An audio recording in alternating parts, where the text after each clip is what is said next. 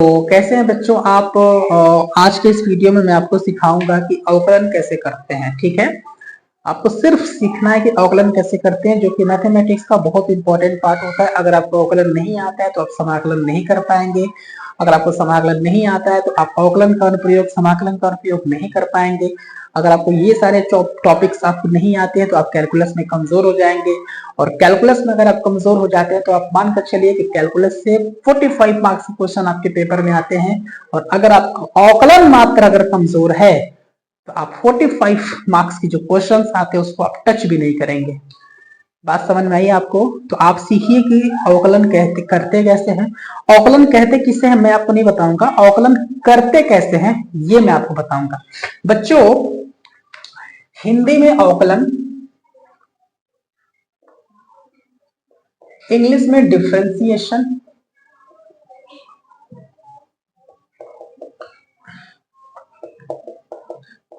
हिंदी में अवकलन, इंग्लिश में डिफरेंशिएशन करते कैसे हैं मैं आपको ये बताऊंगा। ठीक है, जब भी अवकलन शब्द दिमाग में आए, जब भी अवकलन शब्द दिमाग में आए आपको ध्यान में रखना है dy बाई dx। इसको पढ़ते हैं y का अवकलन, y का अवकलन x के सापेक्ष, y का अवकलन x के सापेक्ष, यानी कि differentiation of y with respect to x, differentiation of y with respect to x। पढ़ते कैसे हैं? d by D X of y। कैसे पढ़ेंगे इसको? d by D X of y। और इसका मतलब क्या होता है? इसका मतलब होता है differentiation of y with respect to x। ठीक है, अच्छा हमने कहा कि ये बताइए कि du बाई dv लिखा हुआ है, इसका क्या मतलब होगा? आप पढ़ेंगे कैसे? आप पढ़ेंगे d by dv of u, यानी कि u का अवकलन v के सापेक्ष, differentiation of u with respect to v। हमारे पास लिखा हुआ है dx अपॉन dt। कैसे पढ़ेंगे इसको? इसको पढ़ेंगे d upon dt of x, d by dt of x, या x का अवकलन t के सापेक्ष। आपके पास अगर मान लीजिए लिखा हुआ है dt बाई dy, तो कैसे पढ़ेंगे आपको? इसका मतलब हुआ कि आपको t का अवकलन चाहिए y के सापेक्ष। ऐसे ही अगर आपके पास लिखा हुआ है d by dx of x raise to the power n, इसका मतलब क्या हुआ बच्चों? इसका मतलब हुआ कि x to the power n का अवकलन बताइए x के सापेक्ष। तो इसका मतलब होगा कि आप पावर को आगे लाइए, x लिखिए, पावर में से एक कम कर दीजिए। d by D X of x raise to the power n is equal to होगा n x पर n minus 1। d by D X of x raise to the power n होगा आपके पास n x पर n minus 1। ठीक है, अब ये आपका बनता है आपका फर्स्ट फॉर्मूला, ये आपका पहला सूत्र है, ये बनता है आपके पास फर्स्ट फॉर्मूला। इसी के आधार पर मैंने आपसे पूछा कि ये बताइए कि d by D X of x square कितना होगा। तो आप कहेंगे कि सर इसका चेहरा इससे मिलता जुलता है और ये x to the power n के रूट का एक फलन है। इसको क्या बोलते हैं? फलन बोलते हैं, फंक्शन बोलते हैं। आप कहेंगे कि सर आप 2 को आगे लाइए, x लिख दीजिए, 2 में से एक कम कर दीजिए, 1 आ जाएगा और आप इसको लिखेंगे 2x। मैंने कहा कि d by D X of X raise to the power 7 बताइए क्या होगा। तो आप कहेंगे कि सर ये तो x to the power n वाला फॉर्मूला यहाँ पर लगेगा, जिसमें पावर को आप आगे लाएंगे, x लिखने के बाद पावर को एक कम कर देंगे। मैंने कहा कि ये बताइए कि d by D X of X to the power 3/4 कितना होगा। तो आप बोलेंगे तो सर ये तो x to the power n वाला ही फॉर्मूला यहाँ पर भी लगेगा, जिसमें कि आप n यानी कि 3/4 को आगे लाएंगे, x लिखेंगे और 3/4 में से एक को कम कर देंगे, आ जाएगा 3/4x, 4 × 4 -1/4 बनेगा। और कहेंगे कि सर जब भी x का पावर नेगेटिव होता है तो x को पलट देते हैं, यानी कि 3/4 लिख करके x को कर देंगे 1/x और पावर बन जाएगा आपका पॉजिटिव। तो आपका आंसर बनेगा 3 एकम 3/4 x टू द पावर 1/4। मैंने कहा ठीक है, ये भी सही है। आप बताइए कि d upon D X of x to the power -3/4 कितना होगा। तो आपने कहा कि सर यही तो x to the power n का ही सूत्र है, आप n को आगे लाइए, -3/4 को आगे लाइए, x लिखिए, पावर को एक कम करिए, -3/4 -1 तो बनेगा -3/4, x लिख करके 4 का 4 3 -7/4, पावर वापस से माइनस दिख रहा है, आप एक काम करिए 3/4, x को पलट दीजिए, 1/x हो जाएगा, पावर बनेगा 7/4 और ऐसे आपके पास आंसर आएगा -3/4 x⁴ डिवाइडेड बाई 4।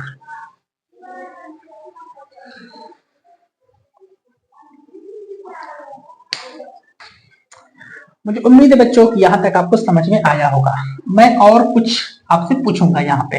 फिर मैंने क्या कहा कि ठीक है यहाँ तक तो आपको समझ में आ गया कि आप अवकलन कैसे करेंगे। अब आप एक काम करिए, मुझे एक बात बताइए,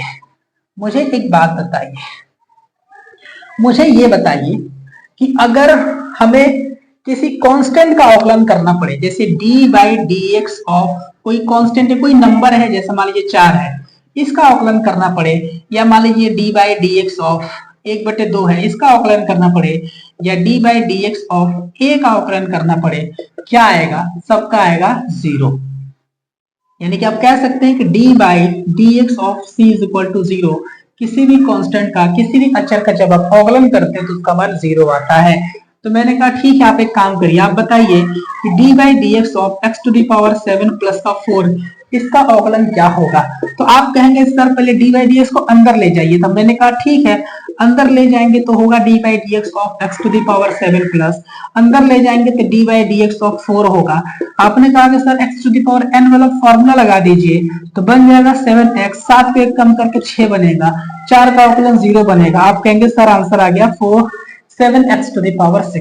ठीक है, मैंने कहा कि d/dx बताइए आप 7x⁴। तो आपने कहा कि सर अगर x जो हमारा x का जो टर्म है, अगर उसके साथ कोई कांस्टेंट है तो उसको पहले आप बाहर करिए। तो मैंने कहा ठीक है, 7 को हमने बाहर कर दिया, d/dx बना x⁴।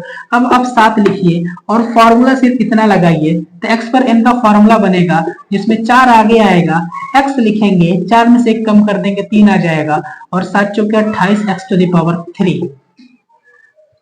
तो अगर आपको किसी पद का अवकलन करना है, अगर आपको किसी पद का अवकलन करना है और उसके साथ कोई अलग से नंबर आ गया तो उसको बोलते हैं कांस्टेंट, अचर बोलते हैं उसको।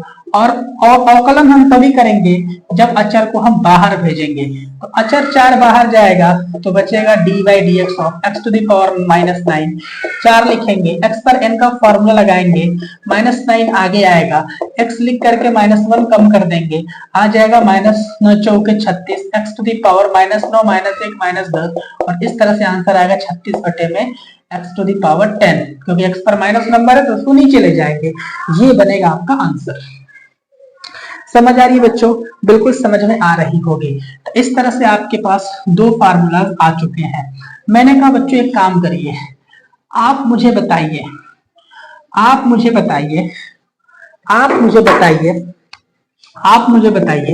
कि d/dx ऑफ 1/x⁻² कितना होगा, 1/x² कितना होगा।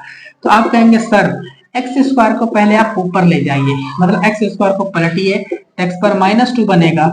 अब आप x⁴n का फॉर्मूला लगाइए जिसमें n को आगे लाइए, x लिखिए, n में से 1 माइनस करिए, -2 x⁻³ बनेगा जिसको आप लिख सकते हैं -2/x³। समझ आ रहा है बच्चों? बिल्कुल समझ में आ रहा होगा। मैंने कहा कि आप एक काम करिए, आप d/dx बताइए, यानी कि अवकलन बताइए √x का क्या होगा। तो आप कहेंगे सर अगर हम रूट को हटाते हैं तो पावर 1/2 आता है।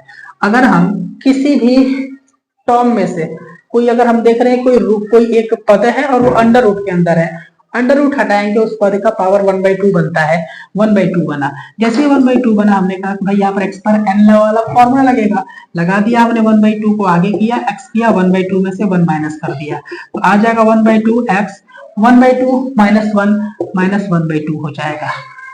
तो 1/2 माइनस पावर दिख रहा है, 1/x⁴ कर दीजिए, 1/2 हो गया इंटू 1/x पर 1/2 है, √x बनेगा और इस तरह से आपके पास आंसर आएगा 1/2 √x। तो मैंने कहा कि आप याद रख लीजिएगा कि d/dx ऑफ रूट एक्स जो होता है वो होता है 1/2 अंडर रूट ऑफ एक्स। बस ये आपके पास थर्ड फॉर्मूला बन गया। D by D X of root X is equal to हो जाएगा 1/2 रूट एक्स। बिल्कुल सही है। अब मैंने कहा ठीक है, यहाँ तक तो आप पहुंच गए, अवकलन यहाँ तक तो आपने कर लिया।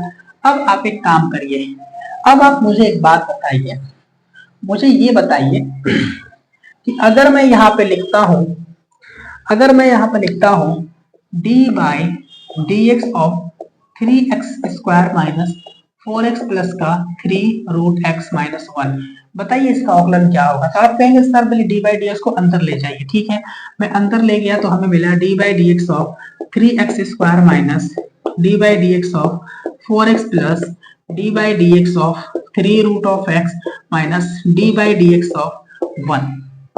आपने कहा सर 3 को बाहर करिए और एक्स स्क्वायर का जब आप अवकलन निकालेंगे तो आएगा 2x, तो मैंने 2x लिख दिया। आपने कहा सर 4 को बाहर करिए और x का डी बाई डी एक्स हमेशा 1 होता है, याद रखिएगा x का डी बाई डी एक्स 1 होता है, ये याद करने वाली चीज है। आप इसको फॉर्मूला नंबर 4 भी कह सकते हैं। ठीक है, पहली चीज।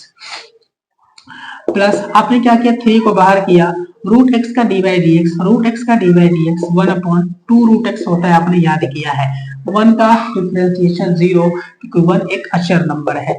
यहाँ से 3 दूनी के 6x मिला, माइनस 4 मिला, प्लस यहाँ से मिला 3/2 रूट एक्स, और ये हो जाएगा बच्चों आपके पास आंसर। ये हो जाएगा आपके पास आंसर।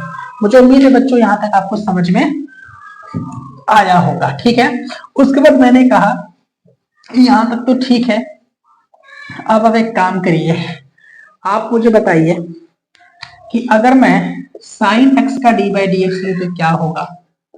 आपने कहा कि सर साइन एक्स का डी बाई डी एक्स लेंगे तो कॉस एक्स होगा। मैंने कहा ठीक है, तो ये बताइए कि साइन एक चीज और है, यहाँ पर साइन के साथ एक्स है और यहाँ पर डी के साथ एक्स है, तो जरूरी है अगर ये सेम है तभी कॉस एक्स होगा। क्या मतलब हुआ, जैसे मान लीजिए हमने यहाँ पर लिख दिया कि D by D X of sine 2x, ऐसे हमने लिख दिया, फिर यहाँ पर तो x है, यहाँ पे 2x आ गया। तो इस कंडीशन में क्या करेंगे, हम यहाँ पर एक दिमाग लगाएंगे, हम कहेंगे कि भाई साइन का d by D x cos, sine का d by D x cos, sine का d by D x cos x का एक्स। इसी तरह से साइन का d by D x cos 2x का 2x। लेकिन अगर x और 2x अलग अलग है तो इस वाले का वापस से अवकलन होगा, यानी कि d बाई डी एक्स हम निकालेंगे 2x का, तो 2x का अवकलन हो जाएगा आपके पास 2 और बचेगा cos 2x। नहीं समझ में आया, समझिए। मैंने कहा कि d बाई डी एक्स आप बताइए साइन एक्स स्क्वायर का, तो साइन का d by D x cos x square है तो आएगा एक्स स्क्वायर। अब x और एक्स स्क्वायर अलग अलग है, सेम है तो उतार के काम खत्म, x x x x x x, लेकिन यहाँ पर x x x नहीं बन रहा है, x x स्क्वायर बन रहा है, अलग है, तो d बाई डी एक्स करना पड़ेगा x स्क्वायर। इस x स्क्वायर का d बाई डी एक्स हो जाएगा 2x and cos x square आपके पास उतार आ जाएगा एज इट इज जस्ट का तस। क्लियर है बच्चों, बिल्कुल क्लियर होगा। ये आप फॉर्मूला नंबर, आप इसको फॉर्मूला नंबर 5 करके याद कर सकते हैं। ठीक है, यहाँ तक समझ में आ गया होगा, मैं मान करके चल रहा हूँ। उसके बाद मैं एक लास्ट साइन में एक सवाल लेता हूं कि आप एक काम करिए, आप बताइए कि d बाई डी एक्स क्या होगा 4x square plus 3x plus 2 का। तो आपने कहा कि भाई साइन का d by D x cos होता है, तो हमने कॉस लिख दिया, और साइन के साथ ये है तो कॉस के साथ भी आ जाएगा 4x square plus 3x plus का 2। लेकिन यहाँ पर x है और यहाँ पर इतना सब चीज लिखा हुआ है, तो ये जो इतना सब चीज लिखा हुआ है इसका दोबारा से d बाई डी एक्स कर दीजिए। 4x स्क्वायर को हो जाएगा, 4 को बाहर करेंगे और अंदर ले जाएंगे, थोड़ा शॉर्ट कर रहे हैं, है ना, ऐसे भी कर सकते हैं। 4 दूनी के 8, x लिख करके पावर 1 कम, प्लस 3 हो गया और x का अवकलन 1 और 2 का 0, तो ये 8x प्लस 3 आएगा और यहाँ से आ गया cos 4x square plus 3x plus का 2। बिल्कुल मैंने बेसिक से बच्चों आपको बताया है कि अवकलन कैसे करते हैं। ठीक है, अच्छा, ऐसे ही आप बाकी चीजों का भी कर सकते हैं बच्चों, ऐसे ही आप बाकी चीजों को कर सकते हैं। लास्ट में बताता हूं यहाँ पे कि आप एक काम करिए, आप मुझे बताइए कि d बाई डी एक्स कितना होगा साइन रूट एक्स का। तो आपने कहा कि सर साइन का d बाई डी एक्स तो कॉस होता है, हमने कॉस लिख दिया, और साइन के साथ रूट एक्स है तो कॉस के साथ भी रूट एक्स रख दीजिए, लेकिन ये दोनों अलग अलग है, इसका वापस से डी बाई डी एक्स करिए, किसका, रूट एक्स का, और हमको पता है कि रूट एक्स का अवकलन होता है 1/2 रूट एक्स, और यहाँ पर आ गया कॉस रूट एक्स, और ये क्या हो जाएगा बच्चों, ये हो जाए आपके पास आंसर। तो अगर आपको वीडियो पसंद आए बच्चों और आप चाहते हैं कि अवकलन के इस सीरीज को मैं और आगे बढ़ाऊं तो आप जरूर बताइएगा कि कॉस का, साइन का तो हो चुका है, कॉस का, tan का, cot का, sec का, cosec का, e to the power x का होता है, a to the power x का होता है, log x का होता है, sin inverse, cos inverse, tan inverse, cot inverse, sec inverse, cosec inverse, दो फलनों के गुणनफल का अवकलन निकालते हैं, दो फलनों के भागफल का अवकलन निकालते हैं। तो आप सब ये चीजों को चाहते हैं तो आप जरूर कमेंट करिएगा, मैं आगे बढ़ाऊंगा इस वीडियो लेक्चर सीरीज को, और आपको अवकलन 100% सिखा दूंगा। उसके बाद आपको मैं समाकलन सिखाऊंगा। वीडियो कैसा लगा आप जरूर कमेंट करिएगा, और आप अपना बहुत ज्यादा ध्यान रखिए बच्चों, चैनल को जरूर सब्सक्राइब कर दीजिएगा। जय हिंद, वंदे मातरम।